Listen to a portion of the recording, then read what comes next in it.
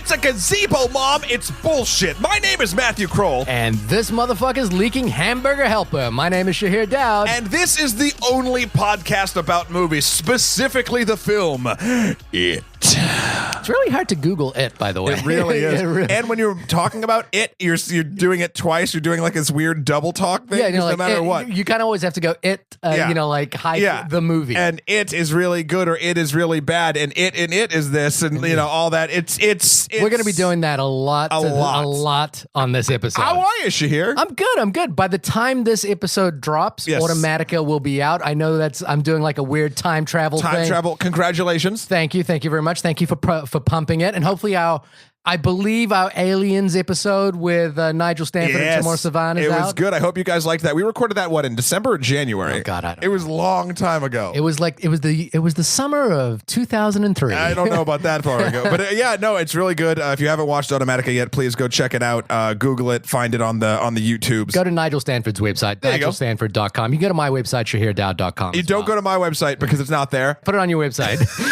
Fine, I'll put it on my website. At this point, you're pretty much an associate producer anyway. I'm gonna do it. It's gonna be great. What's that thing in Hollywood? You give your secretary an associate producer credit instead of a rise. Right. Instead of a raise. A raise instead of a rise. So It. Stephen King's It. You noticed I brought the book here. You did. Are you going to swear in it like the Bible? You keep putting your hand on it. I keep putting my hand on it. No, I'm just using it as a doorstop because this thing is a behemoth. I don't know what it was for you as a kid. Did you read this when you were younger? Yeah, like a long time ago. Did you make it through it? Yeah. I can't, honestly, because I remember carrying this around in my book bag. And is that the same one? No, this is not the same one. That one will be in New Zealand in pieces somewhere in a garage coated in dust. A garage. But I remember it had the original print had like these creepy eyes in the sewer that I used to draw. Okay, like I would try to recreate it, so to speak. I can't remember if I finished this. I remember it was a thing where I was like, I wanted to finish it, but I honestly can't remember if I did. Yeah, and that it brings me. It's an interesting meta commentary on something that happens in the book that I thought was in when like revisiting the whole It mythology again. It was like, oh yeah, the kids forget the whole It story, and I wonder if that's like a commentary on what it's like to grow up. Yeah, I think it. I honestly, that's 100% what King has said in the past that he wanted it to sort of be when it talks about the kids to the adults. And we won't even get into. Maybe we will later. The whole. We're gonna get into it. Oh Jesus! Yeah, we're gonna get right up in its guts. Oh, just like that rebar. So you read it when you were young. Yeah.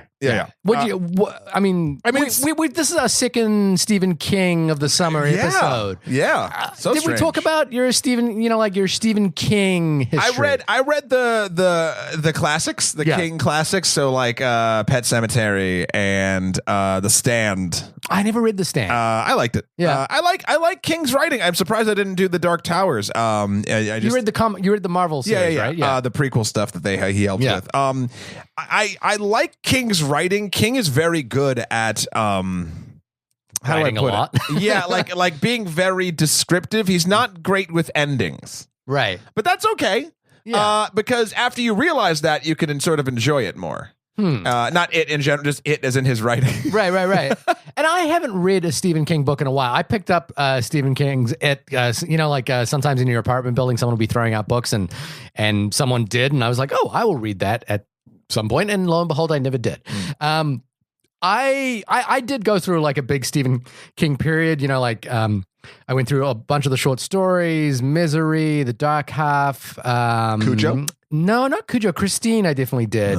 Tommy Knockers. That whole period was definitely important, and It was one of them. But yeah, I stopped. There's a point at which where I think everyone, unless you really get into his writing, you just kind of grow out of his writing. Yeah. And I would be curious to revisit him. In order to prep for this podcast, I went back and read some of It, just some passages, mainly the dirty stuff. I was just looking for the nudie parts, but I would have guessed that anyway. You didn't have to explicitly say it.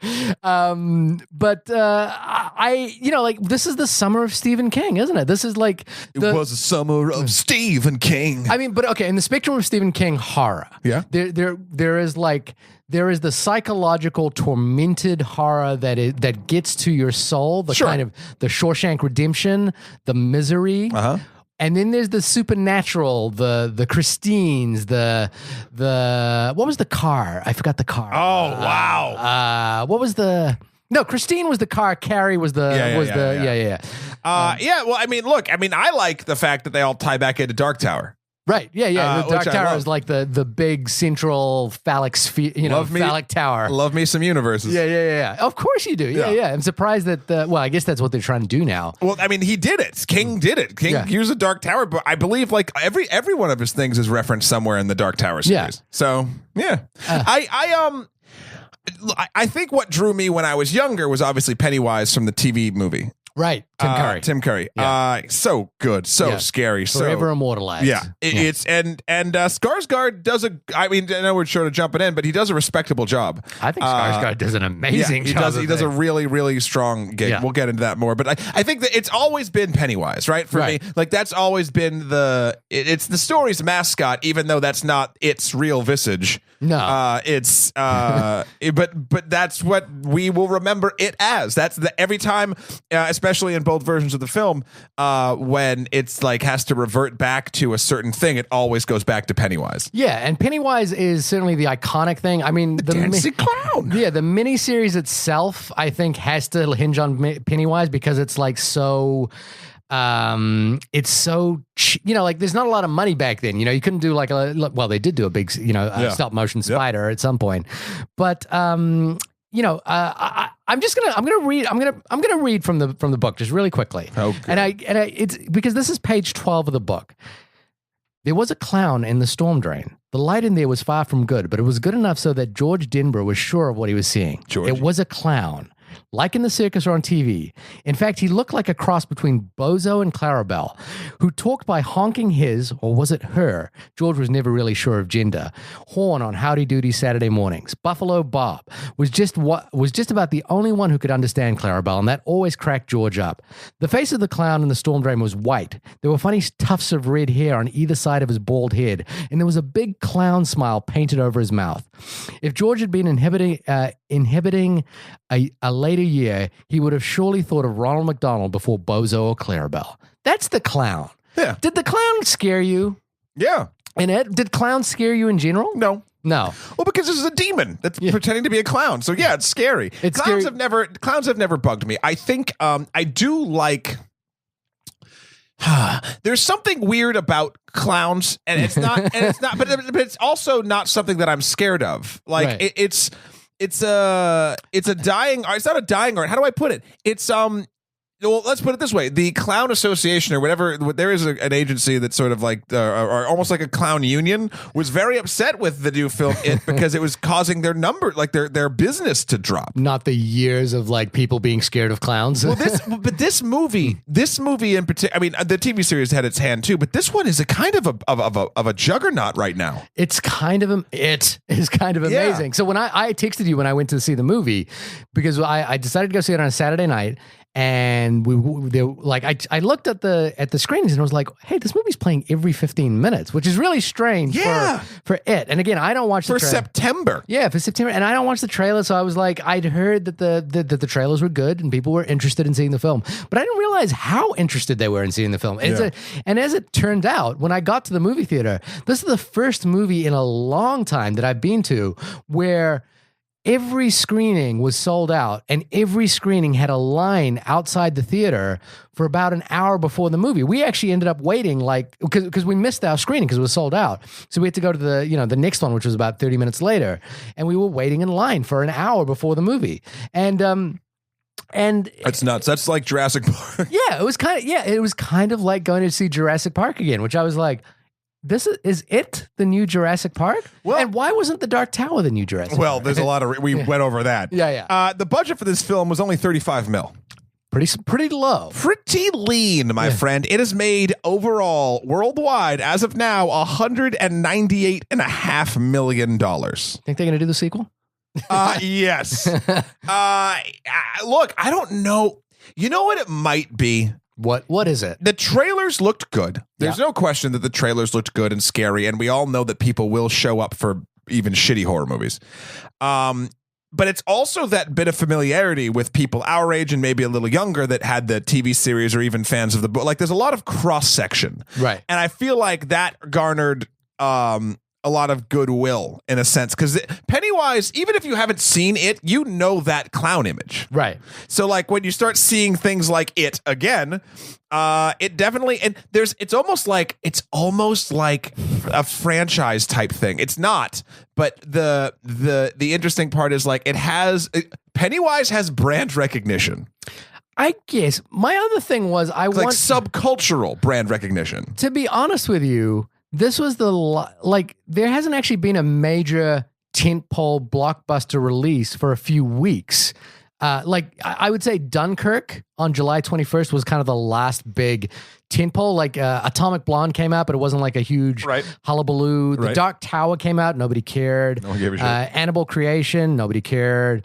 Logan's Lucky was the biggest movie that came out the weekend after that, and maybe The Hitman's Bodyguard, Terminator 2 in 3D, Close Encounters of the Third Kind. Maybe it was just a big enough gap of not enough tent poles, and so there was like this one movie that kind of everyone gravitated towards. Maybe that's part of it. I just think like it wasn't a Spider-Man right before it, or if it didn't come out against the Spider-Man or anything. Sure, it came out at the right time. There's no question, but I also think that we've proven that people aren't showing up to the movies as much as they did anymore anyway. So I think it's a combination of sort of all the things we've said. I will say that because the original what's it called? The miniseries? No, the screening that I wanted to see, I went on last night, and we went and we tried to get to the 7:15 show. It was sold out, so then we had to you had the same experience. Yeah, so then we had to do the IMAX. Oh, really? And I will say this is what I know. I've been giving theaters a lot of shit lately.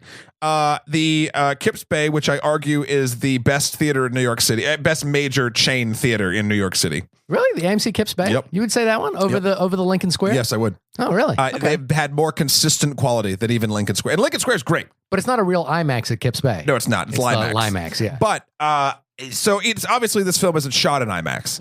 But it looked great, and the sound was tuned perfectly. And this movie has incredible sound. It does wonderful tricks with the surround. It really gives you that sort of in it experience. In it. Yeah. And we're getting into it. Yeah. And it succeeded, I would say, in giving you, I think, the things that like Christopher Nolan and all these people want these things to do, even in Limax. Like it enveloped you in the world of the film. Well, and there's a lot of aspects to why that is, but the picture and the sound especially really did help it. I mean, I do want to send a special shout out to the cinematographer, I'm going to pronounce his name, Chung Hoon Chung, who has shot a lot of stuff for Chan-wook Park, including Old Boy, Stoker, The Handmaiden. I could see all that. Yeah. So really, really great cinematographer who, just elevates this world into, like for ostensibly like a kind of summer kids movie,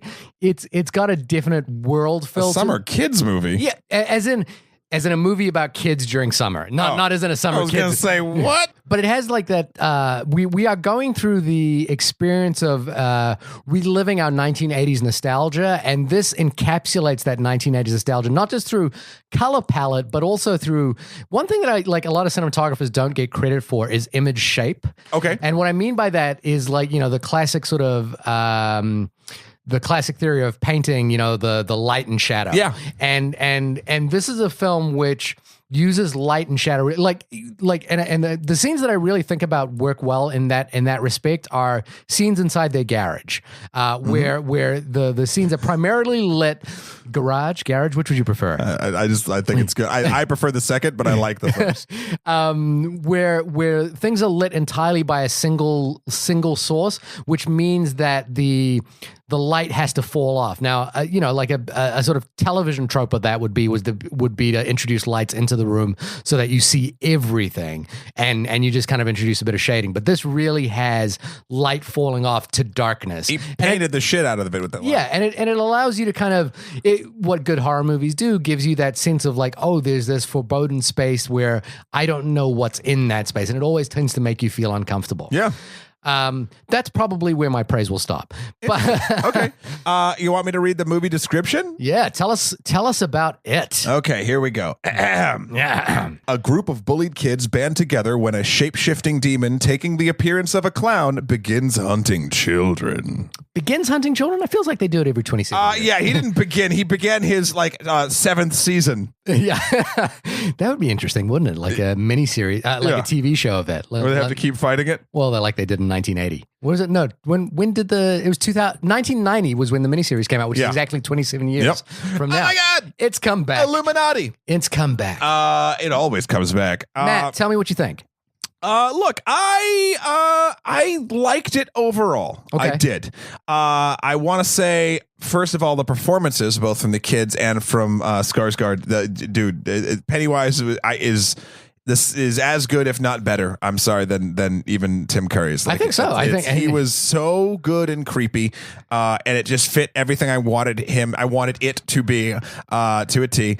And the kids all played their roles wonderfully, with the exception. No, actually, there's not an exception. This is more of a writing issue that I had. The kid from Stranger Things, who.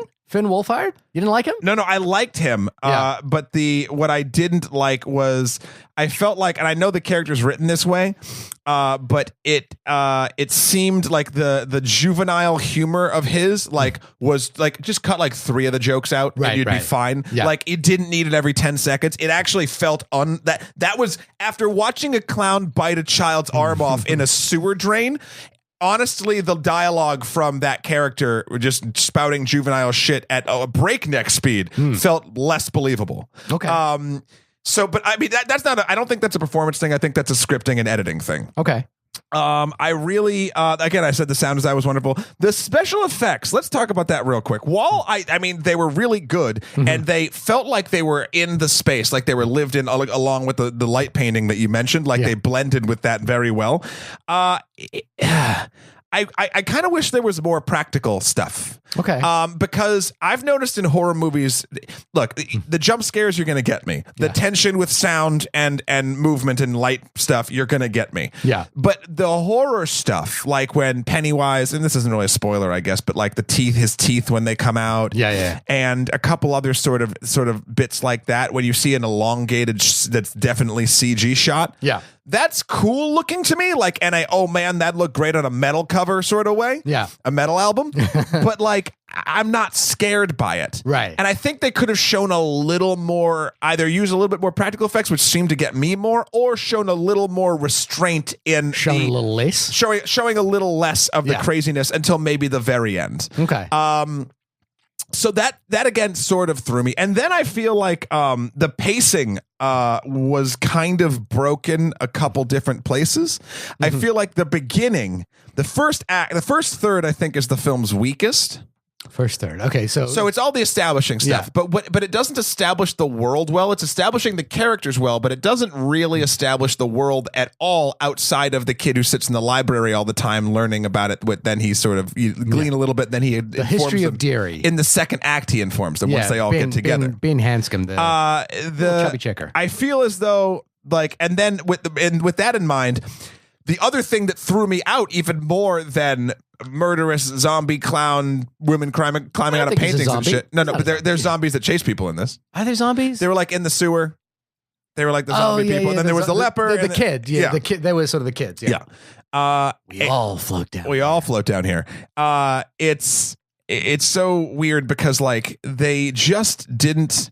The world itself wasn't set up. Now in the book, I know they do this. That the one of the powers you even eventually find out of it is to make adults forget that it exists. So all they would do is just put up wanted posters, or not wanted, missing posters of children, but then they wouldn't like really remember or act like it was a problem or continue to hunt it. Like that was one of its abilities. Yeah. And this never really touches on that, so it just seems like the parents don't give a shit. Right. But they're non-existent. Yeah. Other than 1 or 2 small scenes. Yeah. So that threw me off because like I was just like, where, like no one cares? Like it's very strange.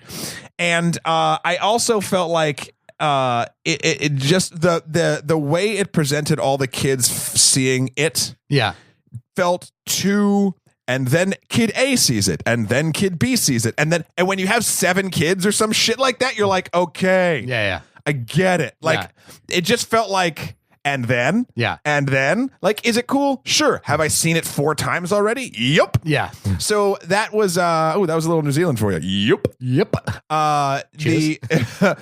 So yeah, I mean, those are pretty much my first impressions. I like the changes from the book that they did. And I like the fact that they kept it kids first for chapter 1 that they're calling it. Because in the book they were intercut between the kids as adults, kids as and that's a great narrative device you could use in novels or film. I like it this way.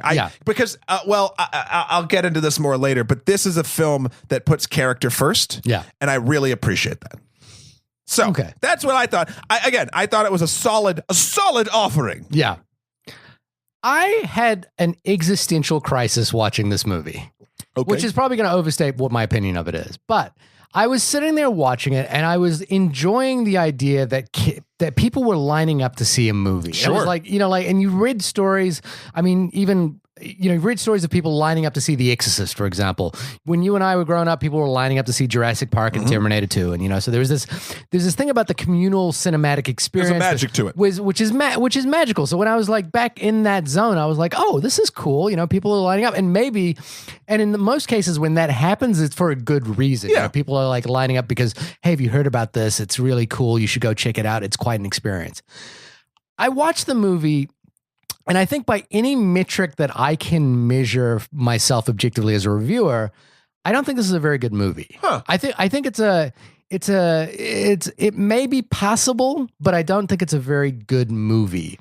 But I was enjoying that people were enjoying it. Like, it was like, okay, cool. I'm glad people are like coming out to see it, but I don't think this is a good movie. And the existential crisis of this was me going, maybe I don't understand what movies are anymore. I was kind of sitting there wondering, going, maybe I just don't get what movies are supposed to do. I'll do you one better. Shahir, you're it. I'm it. But instead of fear, it's fun. Because you can't have fun, right? But you can feed off everyone else's fun. Right, but it seems like I don't want to feed. I'm like that character. I'm like that character in Inside Out. I'm like Sadness from Inside Out, which is that I just don't want. But you even just said you were enjoying that people were enjoying it. Therefore, you're feeding off their enjoyment and fun. Sure, I'll let you have that. Well, congratulations to you. Yay! No, I get what you're saying. Because I don't think this is a good movie, and what I mean by that is I think it's a challenging job to adapt this novel, and I think this movie does some really smart things in order to do that. It condenses it down, as you said, to the single narrative of the kids versus the versus it, which unfortunately is going to paint them into an interesting space in the second film. Unless they start doing the flashbacks in the second film, like if they start basically playing both, because both from the miniseries and the book, I remember like when they're grown up, reconfronting it's not as interesting. Yeah. But so I think that's incredibly challenging. I think from a visual point of view, the director Andy Muschietti does a really good job of like forming the world, as in I feel like this is a lived in, breathed in world. But I don't, there's a thing where, like you said it yourself as well, where there's this repetitious structure to this thing where every character encounters it at some point, and each of those encounters is basically a long scare scene. And the problem is if I didn't find any of those particularly scary. Right. I don't think this is a scary film. Yeah, and there's this thing, like where I was like, oh, if everything is scary, then nothing is scary. And while I think Skarsgård's performance as Pennywise is really onto something, like he's playing it as because it has a metaphysical existence as we know it from the book. So he's basically playing like an alien playing a clown, which I thought was kind of interesting. Yeah. Like he's got these sort of like weird buck teeth, like rat's teeth, and he's drooling, and here, Georgie, take it. Yeah. Yeah. Like it's good stuff. But I didn't. The problem is, I didn't find this movie to be compelling in any way in which I think it should have been, and I think that I think some people are taking away from it. Now, if people are taking this away, great. which is that there should be an emotional bond between the characters that carries you through the movie, and that should be what this film is about. And I didn't feel that emotional bond at all. Oh, see, I did. This is what I was going to say, and this is sort of maybe we'll have an interesting 2 points. Actually, let me touch on something before what you said, and then I'll jump into that. I'm just going to touch it all over. Yeah, touch it. So I went to see this film with a very lovely young lady, and she was scared. Okay. And this movie has scares to it. I don't want to say I wasn't scared from it, and that's not in a boastful way. I think a lot of people in this theater were scared. Yeah. And that to me, I feel like I'm too. So when you just said, "Oh, but you don't really understand. You don't know if you know what film is anymore." I don't know if I am fully affected by this style of horror. Right. I can be affected by psychological horror. Right. I don't think I'm affected by monster horror that did not affect me as a child. Now let me finish up. So like the while I appreciated the scares and everything and how I can look at it and be like, this is scary. Yeah. I'm not scared. Yeah.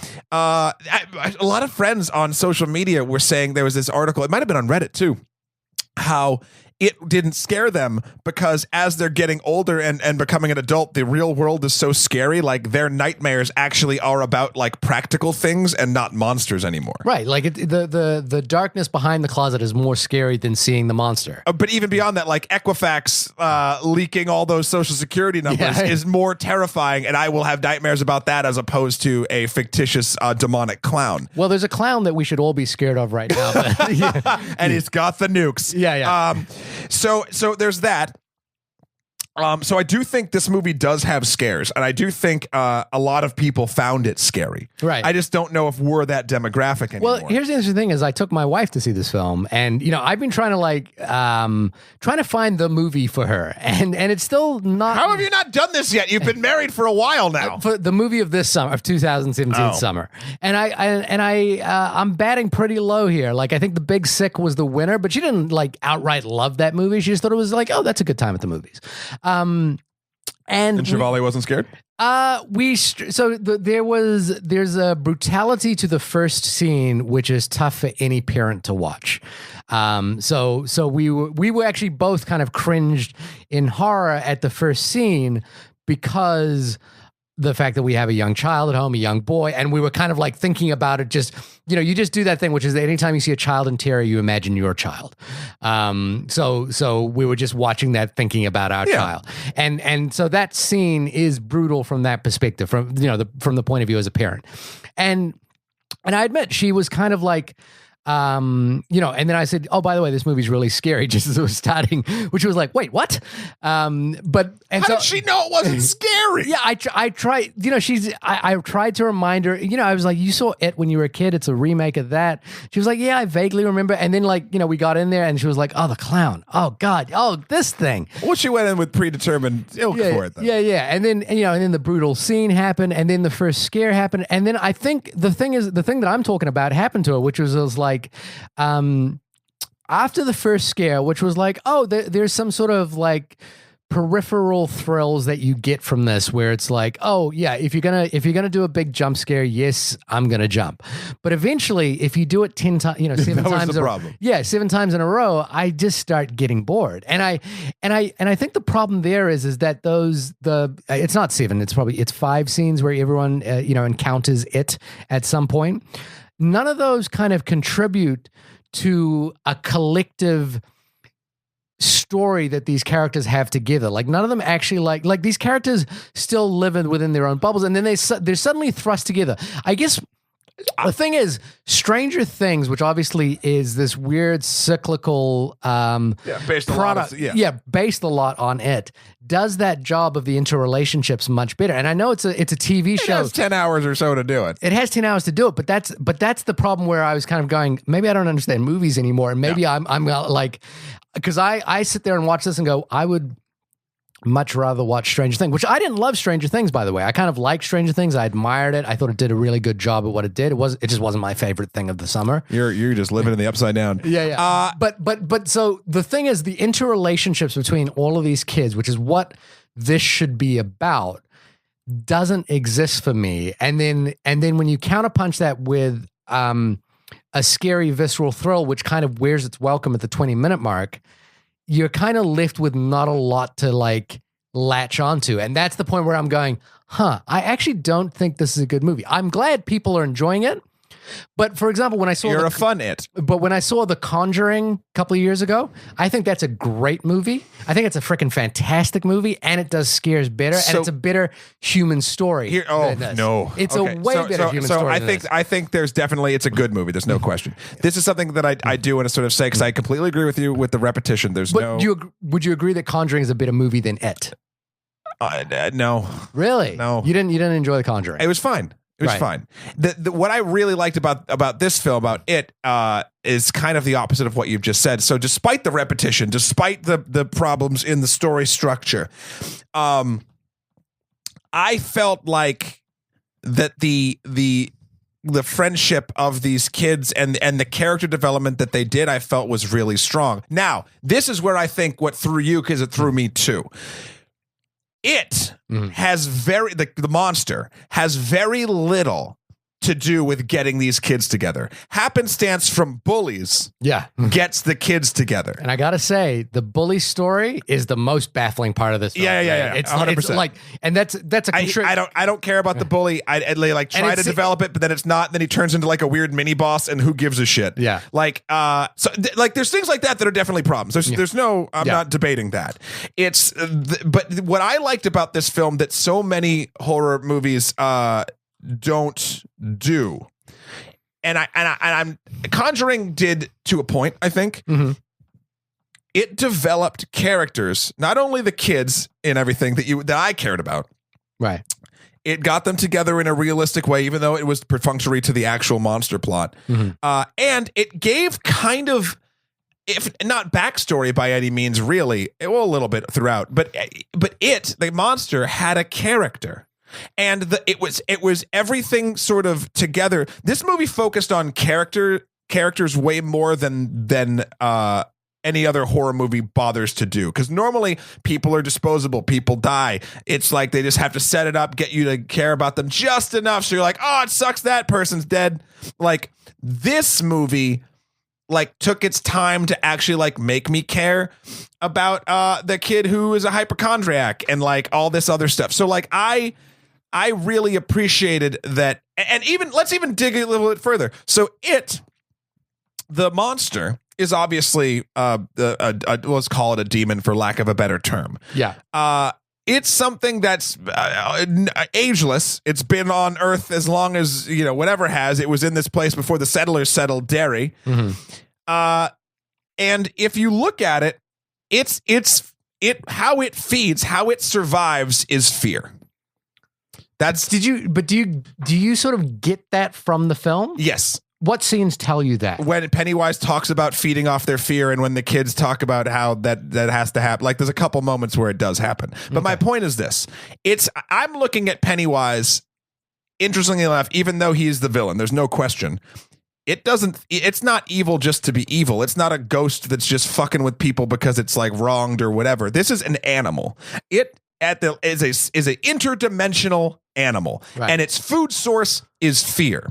So I'm going to even go back to the Life episode that we did about Calvin. Right. Calvin was the monster, was the alien that they named in the thing, but even the characters were like, oh my God, fuck, like I know I can't hate this thing because of whatever. That's a different thing with the characters realizing that I'm having that same thing. It's so weird that Life, a movie that did not score very highly this summer, is kind of a baseline for I know, it's for so weird. Alien horror. Yeah. So like I look at it, even though it's monstrous, but it's still an animal that's just hungry, and there's something to that. But don't you think it's also tormenting them? Like to feed. It's the same way, and this sucks, but here we go.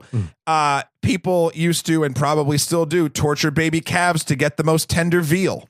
Right. Like it's predatory action. It's this tastes better if you're afraid. Right. And that is something that is very animalistic, and is something that, while is awful and horrible for the victim, is a food source. Right. And that, to me, like, I don't think that that sort of rationalization that you're speaking about in terms of like in life, where it's like I can't hate this because of they don't. It's not as on the head, but they take enough time to develop that it's been here forever and it feeds on fear and like whatever. And the kids, because they're kids and they're not thinking on this sort of high level, and who would in that actual situation? In fact, I think it's kind of funny in life, even though I like that moment that the scientists, well, they're scientists, I guess that's why they're doing it. These are kids, that have been tortured. So I don't know. I like it when this is my point. Nowhere really other than like flashbacks of how the ghost or the monster in any of these fucking haunt movies that come out, even Conjuring, to be honest, like, do I give a shit about the ghost? Do I give a shit about the antagonist of the film? That I just don't care. I don't give a fuck. I've never even tried to rationalize with why. Like they'll give you a flashback and it'll be like, so and so did this and then was tortured by their grandmother and thrown down a well. I'm like, who fucking cares? Like, this is something that at least I can be like, I understand how an animal works. Right. And I like that it's this weird sort of honest, like it's them or me, and I'm going to do me. And the kids are the same way by the end of the film, which I really like. I guess the problem there is that I think the parameters for what it can do and can't do are really not clear in this film. It's nebulous. It's interdimensional. But you know, like, and we're not used to that. But also, like, you know, like for example, in Nightmare on Elm Street, the parameter for like dreams. There's rules. Yeah, there's rules to it. You basically, it's only in a dream, and the movie kind of shifts out of that. When it is tormenting these kids, I'm like, well, you could just kill them. But it feeds on the fear. But I don't think that the film kind of establishes that, other than it does in the third act. In the third act, yeah, right? but you're not going to give away every piece of information in the first act. But then the interesting thing is, in the miniseries, for example, there's a point at which where the kids make the realization that in order to defeat it, we need to overcome our fear, and that becomes a central metaphor.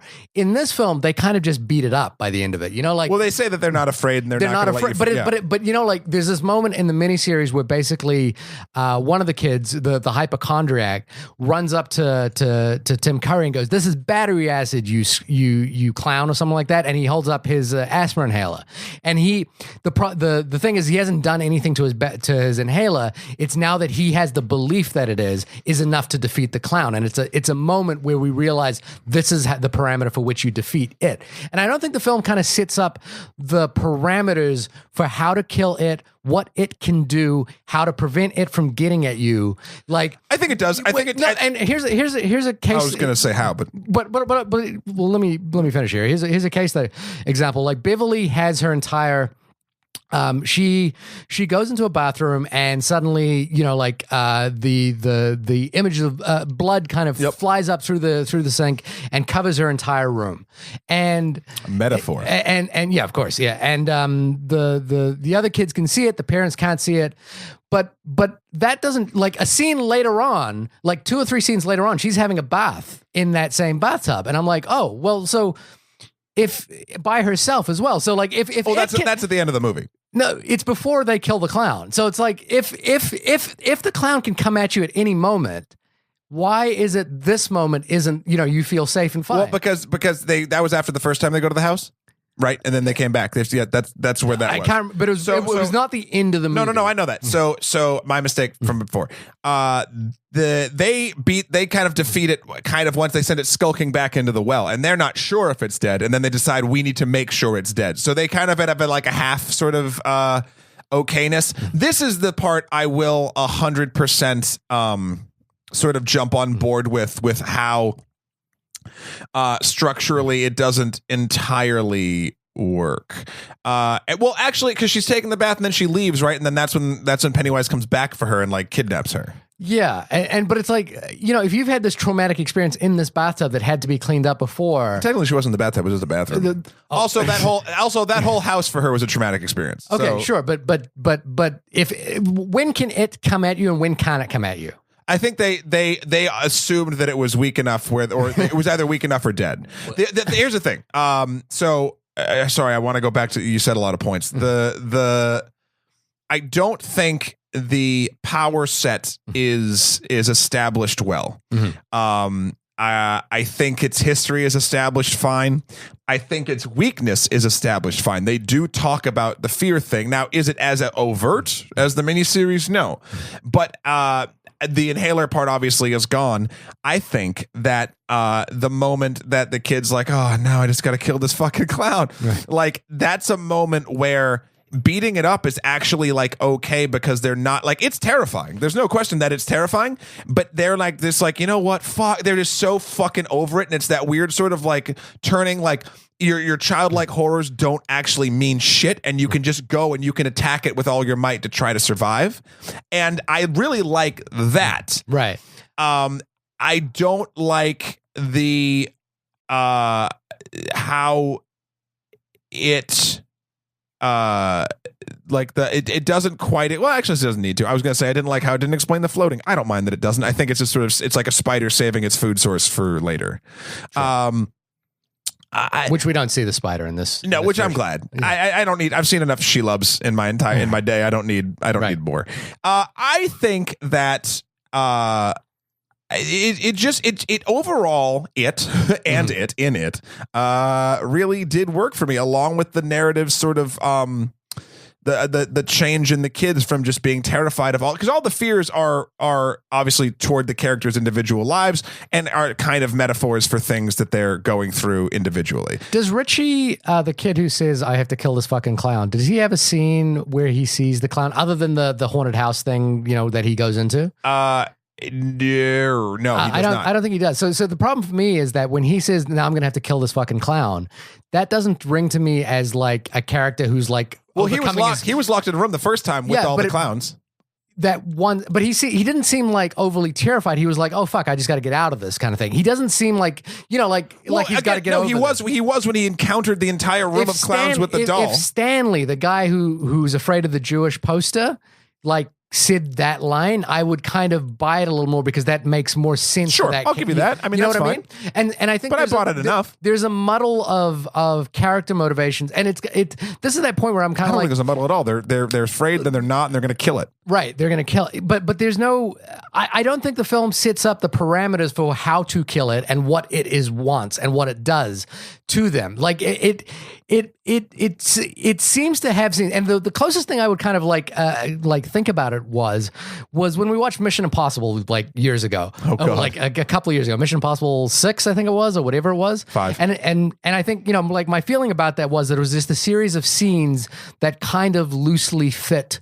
Okay, this is going to happen, this is going to happen, this is going to happen, then we're going to bang out of this and we're done. And I kind of felt that way. That's the way this film operated, which was like, he's going to get scared, he's going to get scared, he's going to get scared. They're going to come together and, then they're going to beat up the monster and then that's it. And I didn't feel that there was much more to this than that. And I didn't even, and to be fair, I think that's what Stranger Things does, but there's a sincerity to the interrelationships in Stranger Things, which I feel kind of holds all of that together, which isn't present here. I think it's present enough. I think what I don't like, I keep going back to sort of little bits I don't like. I don't like that Bev is the prize throughout. I think that's fucking old trope. And again, this is it's an in old the book, and yeah. I understand. So she gets kidnapped by it for whatever reason, brings it back, and she's floating or whatever. She sees the dead lights. And then that's what galvanizes. That actually is what galvanizes the group to be brave and go back. Even the asthma kid and like all of them get together because of that. Right. And I like that from they took our friend. That's a very Stranger Things thing too. If you're looking at it in the context of where the book was and where it kind of goes eventually, that they didn't include in the movie, I don't like Bev as the idea of I don't think that actually even happens in the book. I don't think Bev gets taken. I don't Someone remember. will have to write us in on at Only Movie Podcast at Gmail about that. But the other thing is, the thing that really, like, when I was watching, I was just going, I just don't understand this, and it seems badly done, is the bully characters, is the Harry Brower, which, again, I get confused because in Stephen King's Stand By Me, the kid that they're trying to find, the dead kid, is Ray Brower. And I was like, oh, is this the same kid? Like that Stephen King universe. But this is just, this whole plot line, which is kind of one of the, there's it, and then there's the bully. This whole plot line just falls so flat that it all of his stuff in the third act could have been cut. It just doesn't make a lot of sense. Like, this kid is a sociopath upon sociopath. Like, he's literally he's homicidal to these kids. So it goes beyond like, I want to be a bully kind of thing. And then, it's interesting because later on he becomes like possessed by it. Again, the parameters for how it works are really strange. And why does he need this kid to do that instead of just doing it himself, kind of thing? I know it happens in the book, but again, the thing is, it's sowing the oats of fear. And actually, if you don't know the book, that's the thing. If you don't know the book, if you don't know the world, if you're walking cold and you're just watching this movie as a movie, I don't think it's very clear what it is, how it works, and how they killed it, other than beating it up with some sticks. I think it's much clearer than a lot of horror films that is it clearer than Get Out? Oh, I thought we were talking about Supernatural. I'm sorry. Okay. Is it clear? Okay. Well, I mean, you're not a fan of The Conjuring. I am a fan of The Conjuring, but it does have a clearer sort of set. Because how do they beat it in Conjuring? It's It's a possession film, so it's about them actually having to like drive the demon out of the house. Sure. So there's rules they set up and like yada yada yada. Yeah, and there's kind of parameters. Yeah. I really like, for lack of a better term, Cthulhu-esque beings that we cannot fully understand. I like those too. This movie gave me enough of its weakness to now. I don't need to know how it does what it does. It manipulates reality. That's what it does. Okay. And it plants seeds of people in doubt and fear to make them more afraid, to make them more delicious, so it can eventually eat their fear. I think if I was to guess, and now granted, this film doesn't. I do believe that the bully in the third act is super perfunctory. Yeah. But if I had to guess, that does the bully because it knows that it wants, because it's watched the bully beat him up. It was waving a dead hand while the kid was getting beat to shit. Hold on, let me not him. I know. Let me finish. I'm saying it knows the bully hates the kids. Right. Okay. So it can use the bully to instill more fear for it. So that's why it turns him into more of a bit of a killer. And I don't think he needed much of a push. It needed a children's show to tell you to kill your dad. Yeah.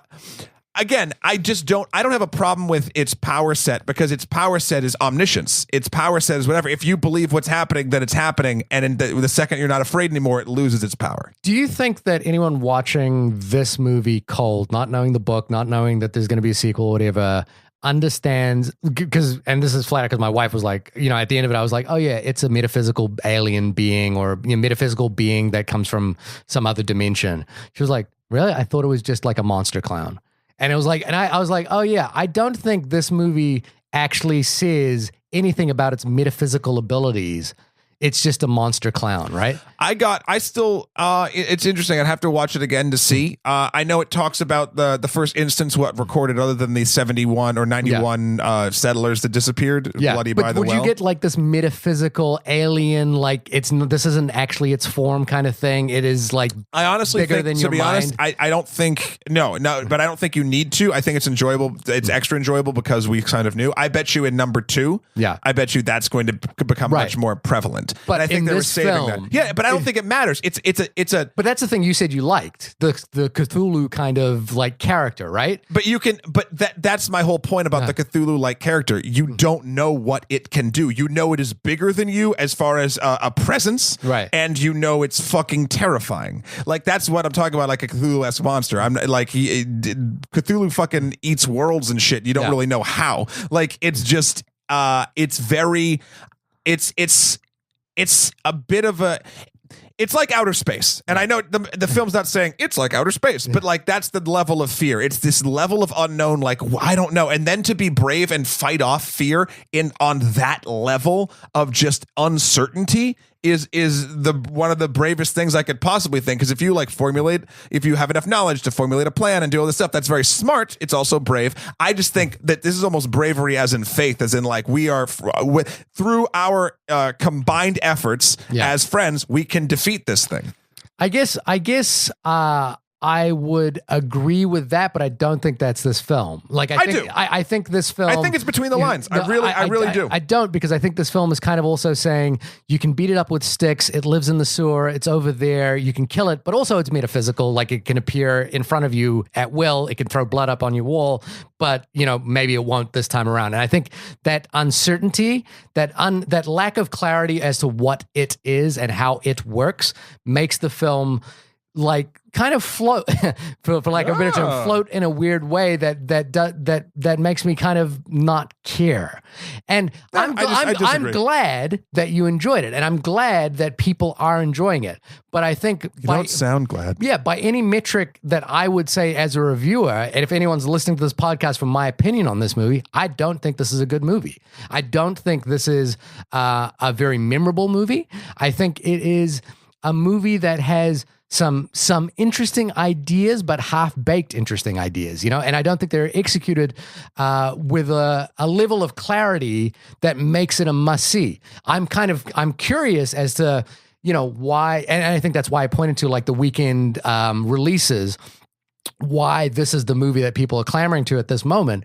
But, like I spoke to a couple of theater workers when I was there, and they were like, oh, there's just no other big tentpole movie around this period. And I don't. You spoke to some theater workers and they're like, listen, dude, I make minimum wage. What the fuck do you? No, it was literally a guy. I was like, why is everyone here? And he goes, he was like, I don't think there's any other big movies out this weekend that anyone wants to like go and see. He's like, this is just a big movie that's come out and it's got word of mouth at this point, and people want to, it's good enough for a lineup. And that's my thing with this movie. And that was the that point, that existential crisis moment where I had, which was like, I don't think it's a good movie, but maybe it's good enough for like, I just, like if you just want to get a couple of cheap scares in, and that's what it is. I don't feel emotionally resonant. I don't feel like the ending is emotionally resonant. I don't feel that their interrelationships are emotionally resonant. I don't think that the weight of Georgie's death carries much throughout this film. Oh, I do. I think for his brother it does, absolutely. But I don't think that carries through this film. It's trying to do so much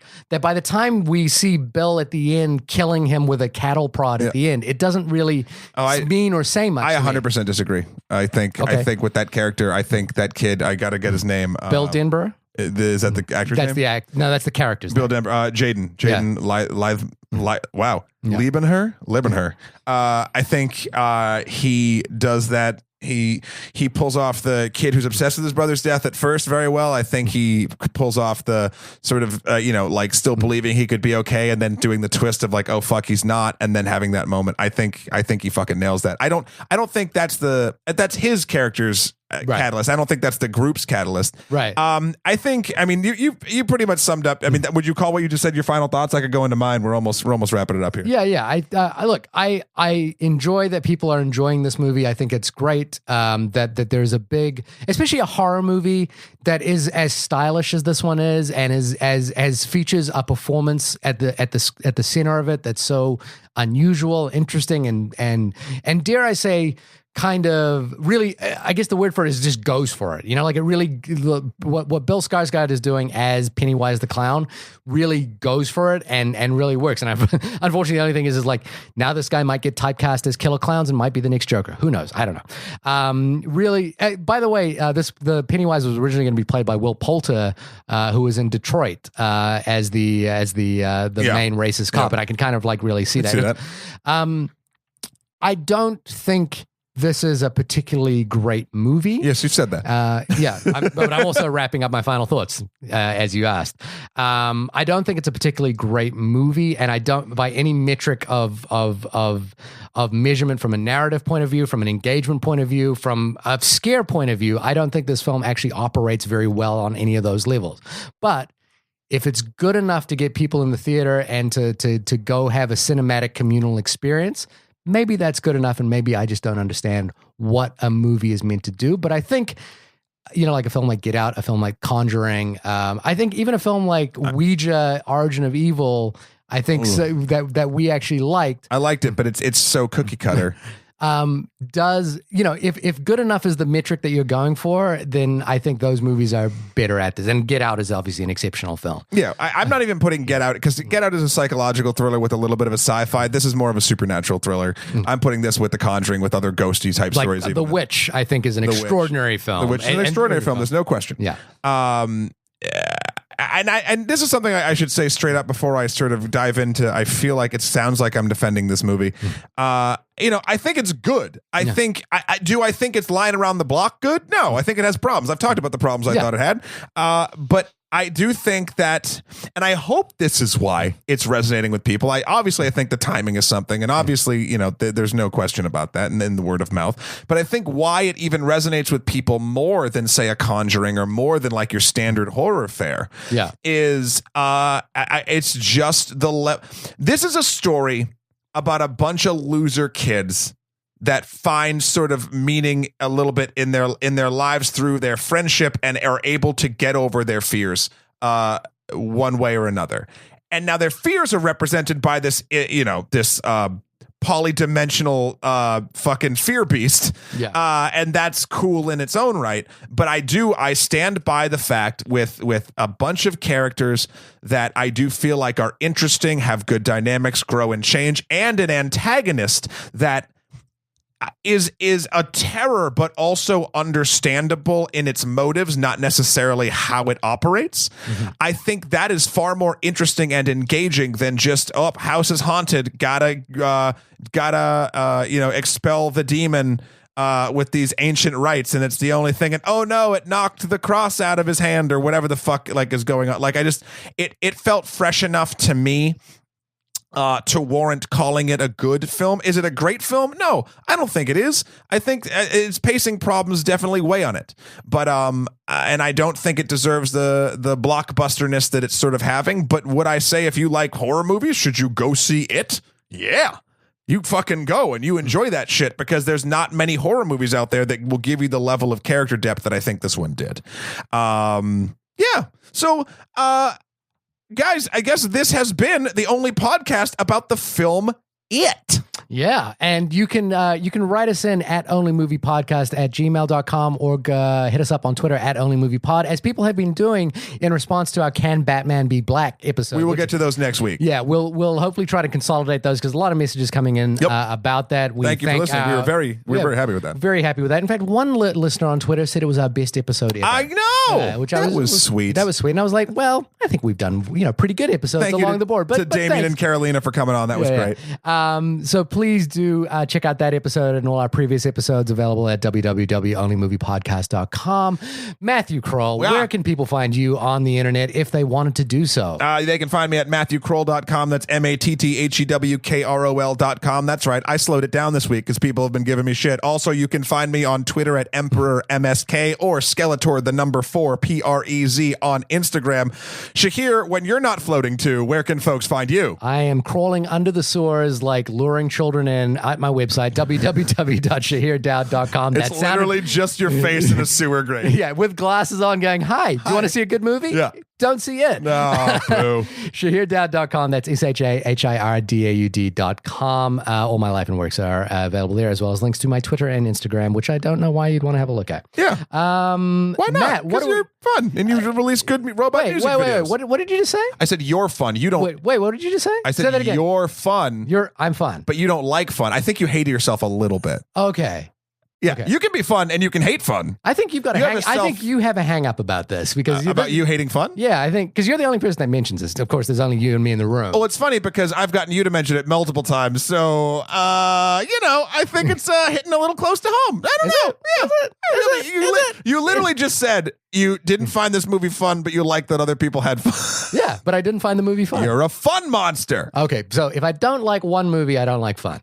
No, there's a lot of movies you don't like that prove you don't like fun. We have 120. What is this, 121? I don't know what we're up to. I think we're going to have fun with next week's movie. Ooh, what's that? I'm hoping it's going to be Darren Aronofsky's Mother, because it has an exclamation point at the end. Hey, get your Fuego.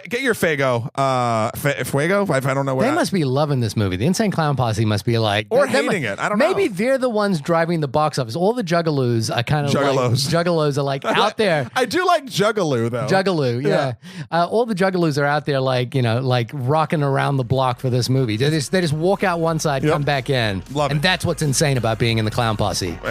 Insane. I think you've cracked it. Anyway, we will see y'all next week. Mother. Bye. Bye.